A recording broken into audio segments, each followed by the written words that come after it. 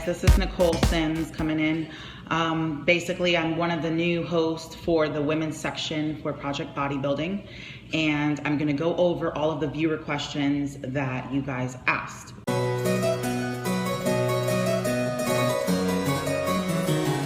Well, coming from my background, I had to lose 100 pounds, getting into this industry. I am a huge foodie, like it's on another level. So in the off season, I like to take full advantage of it, do several refeeds throughout the week. Probably, I'd say about 2 to, maybe twice a week. Sushi is one of our favorites. We'll do burgers and fries, that's another thing. I don't know, I love dessert, I love menchies, that's like the new thing. Most likely, it falls on like a leg day or a back day, so we'll make sure we go hard in the gym, and then, we'll do it as our last meal.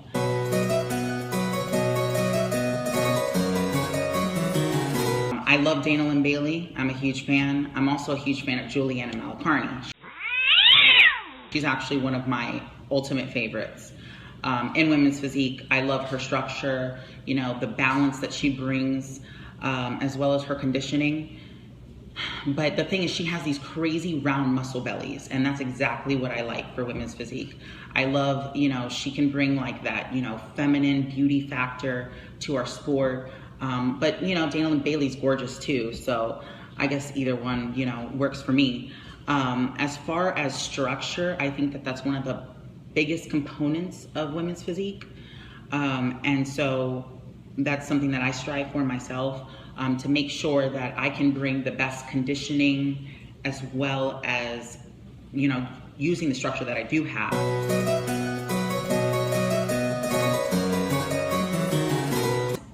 I love women's physique. I think that it's a great division. It has brought so much attention to our sport. I do feel that if I were to have to choose, I would go with figure. And the reason why is just because I feel like with the package that I bring to the stage, I like staying on kind of like the smaller side, but conditioned. And so I would probably choose figure. I do like female bodybuilding though, and I was really sad that they took it out.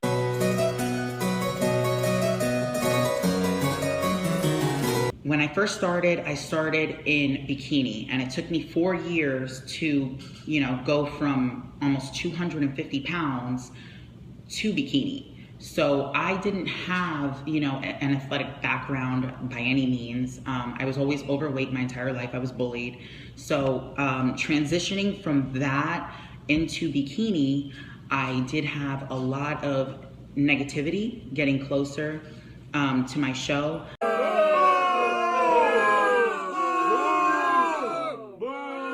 I would get called, transsexual, all kinds of things, because, I get a really drawn in face when I get really lean. So to be honest with you, I get it at this level too in women's physique. It's the same shit.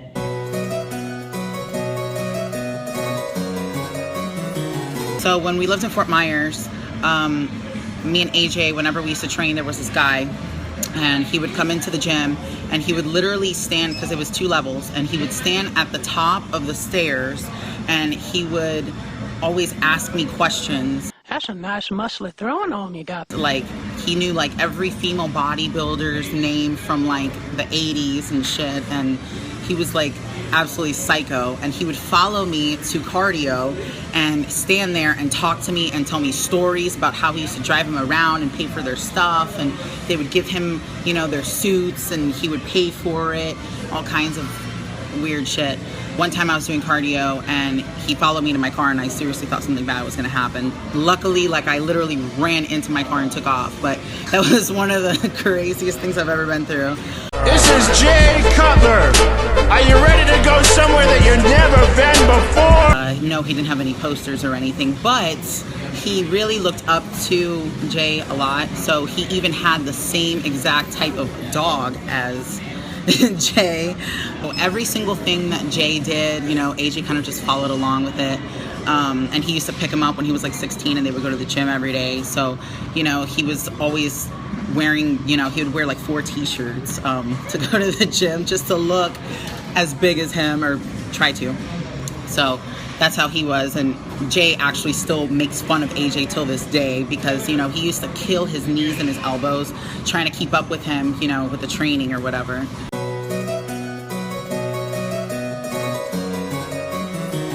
Okay, so my competition diet, I'm very strict. I'm one of those people that when I start a pre-contest, of course I have, you know, what are called variables.